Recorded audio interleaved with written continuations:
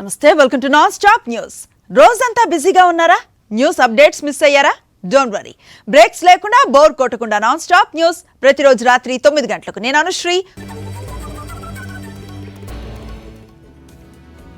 పోలీసులు వారి కుటుంబాలకు ప్రభుత్వం ఎల్లవేళలా అండగా ఉంటుందన్నారు సీఎం వైఎస్ జగన్. పోలీస్ అమరవీరుల సంస్మరణ దినోత్సవంలో పాల్గొని విధి నిర్వహణలో అమరులైన పోలీసు సిబ్బందికి నివాళులు అర్పించారు. సమాజం కోసం ప్రాణాలను బలిపెట్టడానికి సిద్ధపడే యోధులు పోలీసులని కితాబునిచ్చారు. ఖాకీ డ్రెస్ అంటే త్యాగ నిరతి అని, పోలీస్ ఉద్యోగం ఓ సవాల్ లాంటిదని అన్నారు.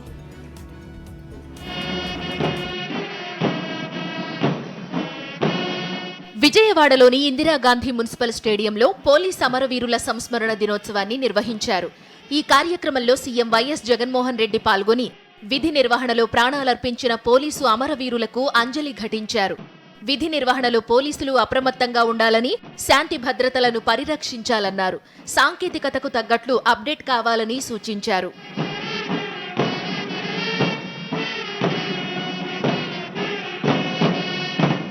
అంగళ్లలో ప్రతిపక్ష పార్టీ పోలీసులపై దాడులు చేయించిందని సీఎం జగన్ అన్నారు.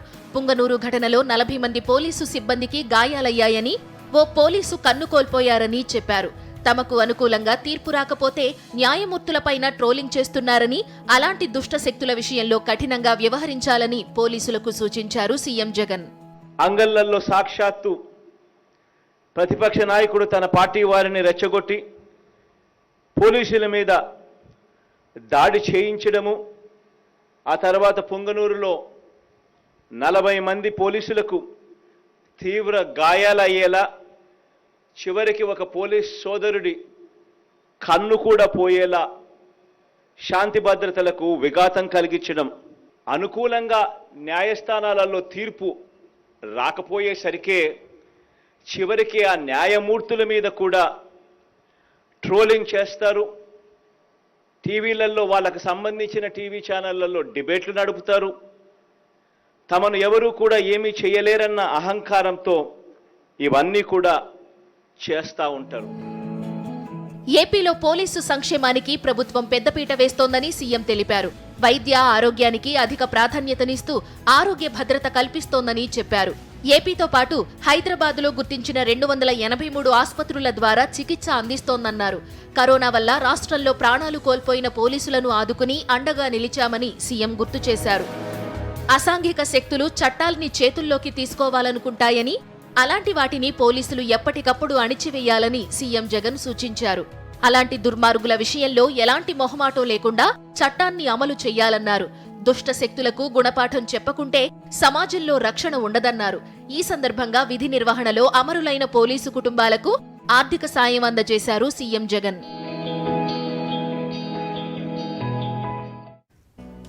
సమాజ భద్రత కోసం ప్రాణాన్ని సైతం త్యాగం చేసేందుకు సిద్ధపడే పోరాట యోధుడే పోలీస్ అని సీఎం వైఎస్ జగన్ అన్నారు. విధి నిర్వహణలో ప్రాణాలు కోల్పోయిన పోలీస్ కుటుంబానికి అన్ని విధాలుగా అండగా ఉంటామన్నారు. పోలీస్ అమరవీరుల దినోత్సవం సందర్భంగా సీఎం జగన్ ట్వీట్ చేశారు. అధునాతన వ్యవస్థలను ఉపయోగించుకొని నేరాలకు పాల్పడుతున్న వారిని ఎదుర్కోవాల్సిన బాధ్యత పోలీసులపై ఉందన్నారు. నేర నిరోధం, నేర దర్యాప్తులో రాష్ట్ర పోలీసులు అత్యాధునిక సైబర్ టెక్నాలజీని ఉపయోగిస్తూ దేశంలోనే అగ్రగామిగా ఉన్నారని సీఎం అన్నారు. ఈ విభాగంలో నియమించిన 130 మంది సాంకేతిక పోలీసింగ్ నిపుణుల పనితీరు ప్రజలకు ఎంతో ధైర్యాన్నిస్తోందన్నారు.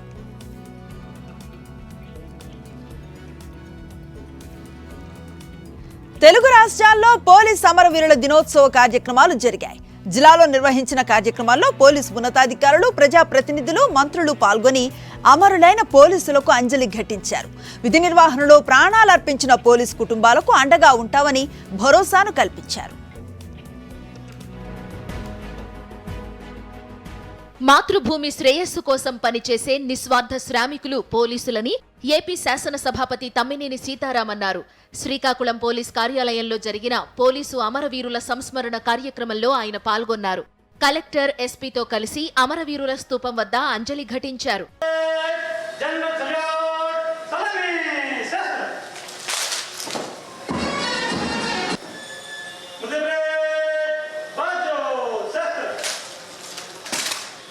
విశాఖ బీచ్ రోడ్లో నిర్వహించిన కార్యక్రమంలో మంత్రి విడుదల రజనీ పాల్గొన్నారు.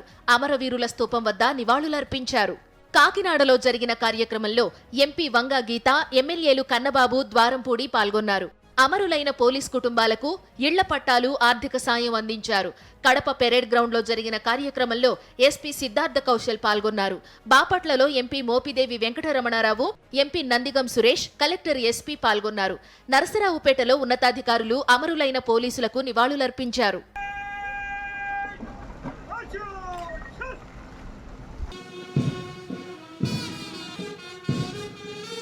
అనంతపురంలో DIG Ammireddy, SP Anburajan police అమరవీరులకు నివాళులర్పించారు. విధి నిర్వహణలో అసువులు బాసిన పోలీస్ కుటుంబాలకు ఆర్థిక సాయం చేశారు. పుట్టపర్తిలో జరిగిన కార్యక్రమంలో కలెక్టర్ అరుణ్ బాబు, ఎస్పీ మాధవరెడ్డి పాల్గొన్నారు. పోలీసుల గౌరవ వందనం స్వీకరించి విధి నిర్వహణలో అమరులైన పోలీసులకు నివాళులర్పించారు.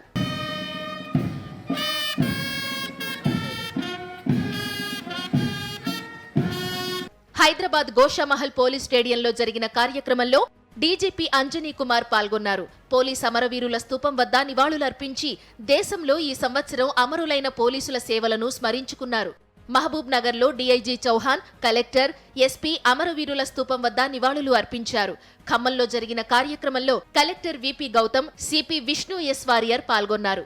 భూపాలపల్లిలో కలెక్టర్, ఎస్పీ పాల్గొన్నారు. నిర్మల్లో కలెక్టర్, ఎస్పీ ఆధ్వర్యంలో రక్తదాన శిబిరం నిర్వహించారు. ఏపీ ప్రభుత్వ ఉద్యోగులకు డిఏను విడుదల చేస్తూ ప్రభుత్వం ఉత్తర్వులు జారీ చేసింది. ఉద్యోగుల సమావేశంలో సీఎం జగన్ ప్రకటన మేరకు ఉత్తర్వులు జారీ అయ్యాయి. మరింత సమాచారం మా కరెస్పాండెంట్ సతీష్ అందిస్తారు. సతీష్, అనుచే ఆంధ్రప్రదేశ్ రాష్ట్ర ప్రభుత్వ ఉద్యోగులందరికీ రాష్ట్ర ప్రభుత్వం దసరా కానుక ప్రకటించింది. కొద్ది రోజుల కిందట ముఖ్యమంత్రి వైఎస్ జగన్మోహన్ రెడ్డి ప్రభుత్వ ఉద్యోగులకు సంబంధించి, ముఖ్యంగా ఎన్జిఓలకు సంబంధించినటువంటి సమావేశంలో ఆంధ్రప్రదేశ్ రాష్ట్ర ప్రభుత్వ ఉద్యోగులందరికీ ఇచ్చినటువంటి హామీ మేరకు ఈరోజు రాష్ట్ర ప్రభుత్వం డిఏ ప్రకటిస్తూ ఉత్తర్వులు జారీ చేసింది. జూలై 1, 2022కు సంబంధించినటువంటి డిఏ, ఏదైతే పెండింగ్ డిఏ ఉందో దాన్ని చెల్లిస్తూ రాష్ట్ర ప్రభుత్వం ఉత్తర్వులు జారీ చేసింది. జీవో నెంబర్ 113 విడుదల చేసింది. దీని ద్వారా ప్రస్తుతం 22.75% ఉన్నటువంటి బేసిక్ పే 26.3% పెరగనుంది. ప్రధానంగా 3.64% ఈ డిఏను చెల్లించనుంది. రాష్ట్ర ప్రభుత్వ ఉద్యోగులందరూ కూడా ఎదురు చూస్తున్నటువంటి ఈ డిఏకి సంబంధించి ఇటీవల ముఖ్యమంత్రి వైఎస్ జగన్మోహన్ రెడ్డి చేసినటువంటి ప్రకటన మేరకు దీన్ని విడుదల చేస్తూ రాష్ట్ర ప్రభుత్వం కొద్దిసేపటి కిందటే ఉత్తర్వులు జారీ చేసిన అన్ని రాష్ట్ర ప్రభుత్వ ఉద్యోగులందరూ కూడా, ఏవైతే జిల్లా పరిషత్ల దగ్గర నుండి గ్రామ పంచాయతీలు, మున్సిపాలిటీలు, మున్సిపల్ కార్పొరేషన్లు, అగ్రికల్చర్ కార్పొరేషన్లు, గ్రామ సంస్థలు, అన్ని రకాల ప్రభుత్వ ఉద్యోగులకు కూడా జ్యుడిషియరీ దగ్గర నుండి అందరికీ కూడా ఈ పెంపు వర్తిస్తుంది. ఈ డిఏ దసరా కానుకగా రాష్ట్ర ప్రభుత్వం విడుదల చేస్తూ ఉత్తర్వులు జారీ చేస్తున్నారు. Right, thank you Satish. YSRCP చేపట్టిన సామాజిక సాధికారిక బస్సు యాత్రను ఈ నెల 26న తొలి విడతగా ప్రారంభిస్తున్నట్లుగా తెలిపారు మంత్రి పెద్దిరెడ్డి రామచంద్రారెడ్డి. ఈ నెల 26న సింగనమలలో ప్రారంభమయ్యే బస్సు యాత్ర 28న కడప జిల్లా ప్రొద్దుటూరులో, నవంబర్ 2న అన్నమయ్య జిల్లా తంబళ్లపల్లెలో నిర్వహిస్తున్నట్లుగా స్పష్టం చేశారు. బస్సు యాత్రలో బీసీ మైనారిటీ వర్గాలకు చెందిన నేతలు పాల్గొంటారని తెలిపారు మంత్రి పెద్దిరెడ్డి రామచంద్రారెడ్డి. వైఎస్ఆర్ కాంగ్రెస్ పార్టీ చేపట్టబోయే బస్సు యాత్ర, ఆ బస్సు యాత్ర కోసం నిర్దేశించి ఈరోజు మేమందరూ కూడా కలవడం జరిగింది. ఇది 26వ తేదీ నుంచి అన్ని నియోజకవర్గాల్లో కూడా, అన్ని పార్లమెంటరీ నియోజకవర్గాల్లో కూడా, ఒక్కొక్క శాసనసభ నియోజకవర్గంలో 7 నియోజకవర్గాల్లో కూడా మొదటి విడత జరగబోతూ ఉంది. ఇక్కడ కడపలో ప్రొద్దుటూరు, అదేవిధంగా అన్నమయ్యలో తంబలపల్లి నియోజకవర్గాలు మొట్టమొదట ఈ మొదటి విడతలో జరుగుతూ ఉన్నాయి. ప్రధానంగా అక్కడ బస్సు యాత్ర సామాజిక సాధికార బస్సు యాత్ర అని చెప్పి మన పేరు కూడా పెట్టుకొని దాన్ని ప్రారంభిస్తూ ఉన్నాం. అవినీతి చేయటంలో చంద్రబాబు కాకలు తీరిన యోధుడని మంత్రి జోగి రమేష్ అన్నారు. రాష్ట్రాన్ని లూటీ చేశారని ఆరోపించారు. అంతులేని అవినీతి చేశాడని విమర్శించారు. చంద్రబాబు, లోకేష్ ఇద్దరూ అవినీతి పరులే అని అన్నారు. చంద్రబాబు జైల్లో ఉంటే ప్రజల నుంచి మద్దతు లేదన్నారు. పవన్ కళ్యాణ్ ఏం మాట్లాడుతున్నారో అర్థం కాదన్నారు. చంద్రబాబు అధికారంలో ఉంటే క్యాష్ పిటిషన్ లేకపోతే క్వాష్ వేస్తారని జోగి రమేష్ ఎద్దేవా చేశారు. వీళ్ళు అయ్యేమో నోట్లో వేలు పెడితే కొరకలేడు, చంద్రబాబు నాయుడు కూడా చెబుతాడు మా లోకేష్ నోట్లో వేలు పెడితే కొరకలేనాడు. ఇద్దరు కూడా తోడు దొంగలు, గజ దొంగల ముఠ. ఈ గజ దొంగల ముఠాకు కూడా చెప్తాను, ఈ లోకేష్కి మీటింగ్ పెట్టి వాగుతున్నావుగా, నీ అవినీతి సామ్రాజ్యం మీద, నీ ఆస్తుల మీద నీకు దమ్ముంటే చంద్రబాబు నాయుడికి చెప్తామన్నా, లోకేష్కి చెప్తామన్నా. సిబిఐ ఎంక్వైరీ కోరే సత్తా దమ్ము వీళ్ళకుందా? 43 రోజులు అయింది చంద్రబాబుని అరెస్ట్ చేసి. ఆంధ్రప్రదేశ్ రాష్ట్రంలో బీసీలు కానీ, ఎస్సీలు కానీ, ఎస్టీలు కానీ, మైనార్టీలు కానీ, పేద అగ్రవర్ణ కులాల్లో సంబంధించిన ప్రజలు కానీ చంద్రబాబు నాయుడు తరఫున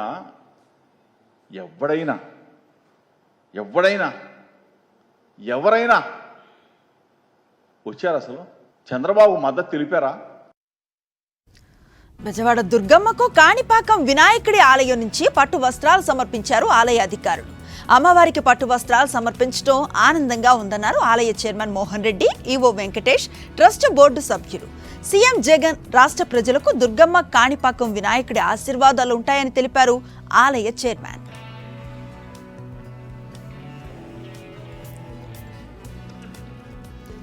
తెలంగాణ అసెంబ్లీ ఎన్నికల కోసం 55 మందితో తొలి జాబితా విడుదల చేయనుంది బీజేపీ. ఇప్పటికే అభ్యర్థుల ఎంపికకు సంబంధించి కసరత్తును పూర్తి చేసింది. ఇక బీజేపీ తొలి జాబితాలో రెడ్డి సామాజిక వర్గానికి 14 సీట్లు ఇచ్చే అవకాశం ఉన్నట్లుగా తెలుస్తోంది. వలమ సామాజిక వర్గానికి 6 స్థానాలు, 20 మంది బీసీలు, 14 మంది ఎస్సీ, ఎస్టీలకు అవకాశం లభించనున్నట్లుగా తెలుస్తోంది. ఇక కోరుట్ల నుంచి ధర్మపురి అరవింద్ బరిలోకి దిగే అవకాశం కనిపిస్తోంది. దుబాక నుంచి రఘునందన్ రావు పోటీ చేయనున్నారు. వరంగల్ ఈస్ట్ నియోజకవర్గం నుంచి ఎర్రబెల్లి ప్రదీప్ రావు బరిలో నిలిచే అవకాశం కనిపిస్తోంది.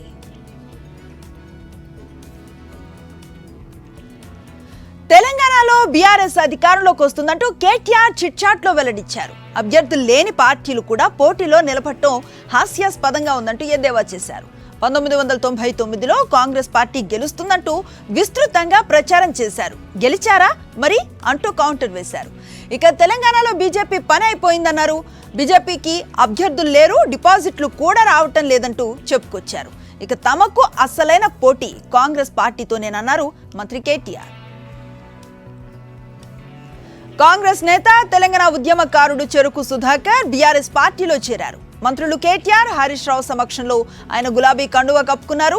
తెలంగాణ భవన్లో జరిగిన కార్యక్రమంలో తన అనుచరులతో కలిసి చెరుకు సుధాకర్ బీఆర్ఎస్ తీర్థాన్ని పుచ్చుకున్నారు.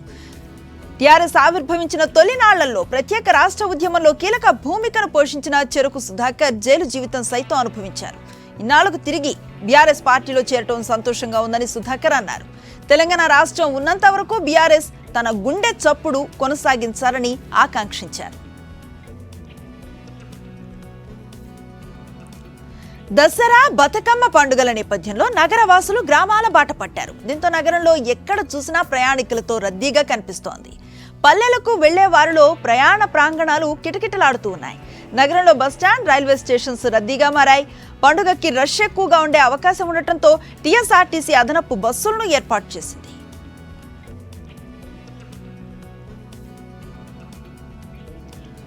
కాకినాడ జిల్లా తాళ్లరేవులో విషాదం చోటు చేసుకుంది.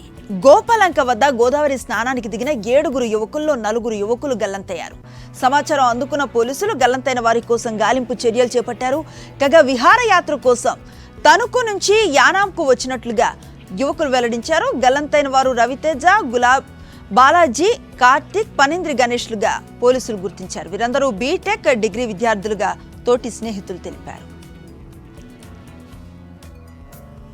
తాళరేవు మండలం పిల్లంక శివారు గోపిలంక ప్రాంతానికి west Godavari district Tanuku town పరిధిలో చెందిన సుమారు 7 మంది స్నేహితులు యానం వచ్చి యానం నుంచి గోపిలంక ప్రాంతానికి వచ్చి వీళ్ళు గోదావరిలో స్నానం చేస్తుండగా ఈరోజు సుమారు 4 యువకులు గల్లంతవడం జరిగింది గోదావరిలో. వాళ్ళు ముగ్గురు యువకులు సురక్షితంగా బయట ఉన్నారు. వారి వివరాలు సేకరిస్తున్నాం. అలాగే సర్చింగ్ ఆపరేషన్ కూడా జరుగుతుంది. ప్రస్తుతం ఉన్న సిచ్యువేషన్ ప్రకారంగా 24 గంటలు అయితే తప్ప బాడీస్ ట్రేస్ అవుతావని దానికన్నా ఉన్న మత్స్యకారులు తెలియజేస్తున్నారు. 5 రాష్ట్రాల అసెంబ్లీ ఎన్నికల నేపథ్యంలో అభ్యర్థుల ఎంపిక కసరత్తులో బీజేపీ వేగాన్ని పెంచింది. రాజస్థాన్ ఎన్నికల్లో పోటీ చేసే అభ్యర్థుల 2వ జాబితాను విడుదల చేసింది. 83 మందితో సెకండ్ రిలీజ్ చేసింది బీజేపీ హైకమాండ్. మాజీ ముఖ్యమంత్రి వసుంధరా రాజే మళ్లీ గులాపటాన్ నుంచి బరిలోకి దిగనున్నారు. ఆమె 2003 నుంచి అదే నియోజకవర్గం నుంచి పోటీ చేస్తున్నారు. ఇక రాజస్థాన్ బీజేపీ మాజీ అధ్యక్షుడు సతీష్ సుభాష్ చంద్ర పూనియా అంబీర్ నుంచి, బీజేఎల్పీ నాయకుడు రాజేంద్ర రాథోడ్ తారానగర్ నుంచి, కాంగ్రెస్ నుంచి బీజేపీలో చేరిన జ్యోతి మీర్థా నాగౌర్ నుంచి పోటీ చేయనున్నారు. 200 స్థానాలు ఉన్న రాజస్థాన్లో ఇప్పటివరకు 124 సీట్లను అభ్యర్థులను ప్రకటించింది కమల దళం. మరో 76 స్థానాలకు అభ్యర్థులను ప్రకటించాల్సి ఉంది. నవంబర్ 25న రాజస్థాన్ అసెంబ్లీ ఎన్నికల పోలింగ్ జరగనుండగా డిసెంబర్ 3న 5 రాష్ట్రాల ఫలితాలు వెల్లడవుతాయి. ఎట్టకేలకు రాజస్థాన్ అసెంబ్లీ ఎన్నికల అభ్యర్థుల తొలి జాబితాను రిలీజ్ చేసింది కాంగ్రెస్. 33 మందితో ఫస్ట్ లిస్టును ప్రకటించింది. ముఖ్యమంత్రి అశోక్ గెహ్లాట్, మాజీ డిప్యూటీ సీఎం సచిన్ పైలట్ సహా కీలక నేతలకు ఇందులో చోటు దక్కింది. సర్దార్పురా నుంచి గెహ్లాట్, టోంక్ నుంచి పైలట్ బరిలోకి దిగనున్నారు. ఇవి వీరి సిట్టింగ్ స్థానాలే. ఆర్పీసీసీ చీఫ్ గోవింద్ సింగ్ దోత్సారా లక్ష్మణ్గఢ్ నుంచి, assembly speaker CP Joshi Nathdwara నుంచి పోటీ పడనున్నారు. తొలి జాబితాలో సచిన్ పైలట్ వర్గీయులు 4కి టికెట్లు ఇచ్చింది కాంగ్రెస్ హైకమాండ్. గెహ్లాట్ తనయుడి సీటుపై మాత్రం ఇంకా క్లారిటీ రాలేదు.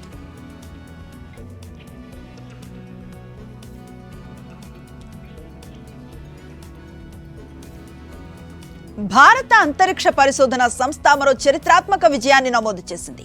రోదసిలోకి వ్యోమగాములను పంపేందుకు భారత ప్రతిష్టాత్మకంగా చేపడుతున్న గగన్యాన్ ప్రాజెక్టు సాకారం దిశగా తొలి అడుగు పడింది.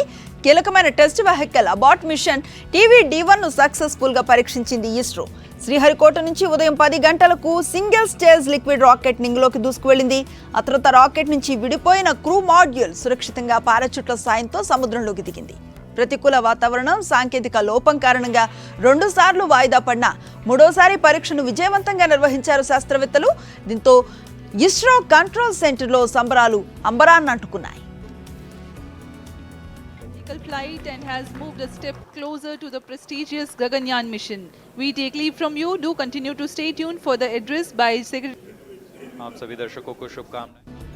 ఇజ్రాయెల్ హమాస్ల మధ్య భీకర దాడులు కొనసాగుతున్న వేళ బందీల క్షేమ సమాచారంపై తీవ్ర ఆందోళన వ్యక్తమవుతోంది. తాజాగా తమ చెరలో ఉన్న 2 అమెరికన్లను విడిచిపెట్టారు హమాస్ తీవ్రవాదులు.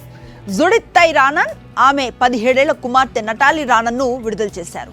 ఈ 2 అమెరికన్లు ఇజ్రాయెల్ సైనిక స్థావరానికి చేరుకున్నట్లుగా నెతన్యాహు ప్రభుత్వం ధృవీకరించింది. అక్టోబర్ 7న ఇజ్రాయెల్పై మెరుపు దాడి చేసిన హమాస్ ఉగ్రవాదులు దాదాపు 200 మందిని బందీలుగా పట్టుకెళ్లారు. వారిలో ఇజ్రాయెల్తో పాటు ఇతర దేశాల పౌరులు ఉన్నారు. కాగా ఖతర్, ఈజిప్టుతో సంప్రదింపుల అనంతరం మానవతా దృక్పథంతో అమెరికాకు చెందిన తల్లి కూతుళ్లను విడుదల చేసినట్లుగా హమాస్ అల్-ఖస్సమ్ బ్రిగేడ్ ప్రకటించింది.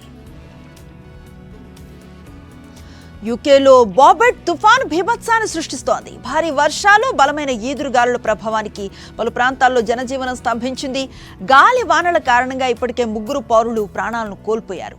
బాబెట్ ఎఫెక్ట్తో లీడ్స్ బ్రాడ్పోర్ట్ విమానాశ్రయంలో త్రుటిలో పెను ప్రమాదం తప్పింది. రన్వేపై ల్యాండ్ అయ్యే క్రమంలో ఓ విమానం జర్రున జారి పక్కకు దూసుకువెళ్లింది. దీంతో ప్రయాణికులు, సిబ్బంది ఒక్కసారిగా ఆందోళనకు గురయ్యారు. వెంటనే స్పందించి అత్యవసరంగా సహాయక చర్యలను చేపట్టారు ఎయిర్పోర్ట్ అధికారులు. ప్రయాణికులందరినీ సురక్షితంగా బయటకు తరలించారు. ఘటన నేపథ్యంలో లీడ్స్ బ్రాడ్పోర్ట్ ఎయిర్పోర్టుకు రావాల్సిన విమానాలను వేరే విమానాశ్రయాలకు మళ్లించారు.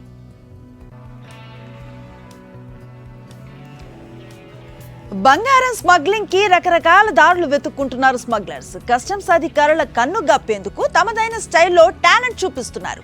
అలా శానిటరీ నాప్కిన్స్ లో పెట్టిన గోల్డ్ పేస్ట్ ను తమిళనాడులోని త్రిచి ఎయిర్పోర్ట్ లో పట్టుకున్నారు కస్టమ్స్ అధికారులు. అలాగే బెంగళూరు ఎయిర్పోర్ట్ లో అక్రమంగా తరలిస్తున్న 1133 గ్రాముల బంగారాన్ని సీజ్ చేశారు. డ్రై ఫ్రూట్స్ లో క్యాప్సిల్స్ రూపంలో దాచిన స్వర్ణం గుట్టు రట్టు చేశారు. దీనికి సంబంధించిన దృశ్యాలు సోషల్ మీడియాలో వైరల్ గా మారాయి.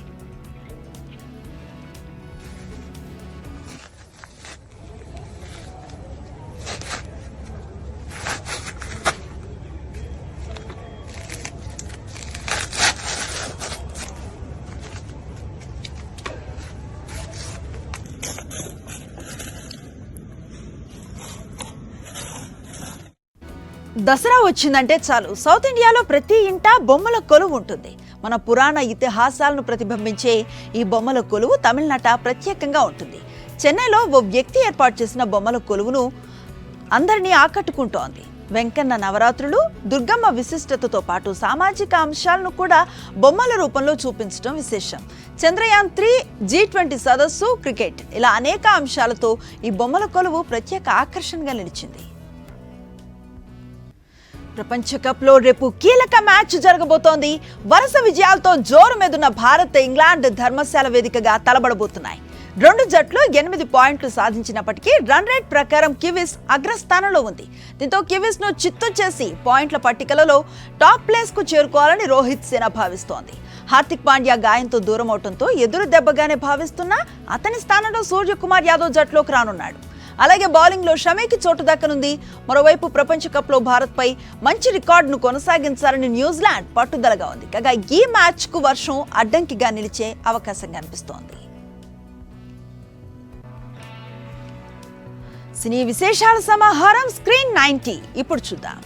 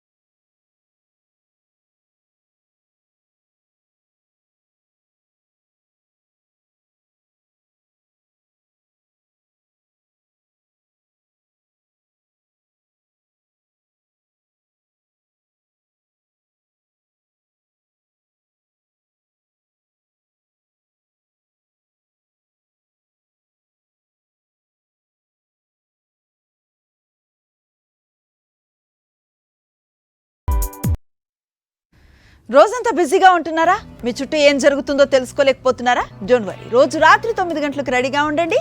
సాక్షి టీవీ మీకు నాన్ స్టాప్ న్యూస్ అందిస్తుంది.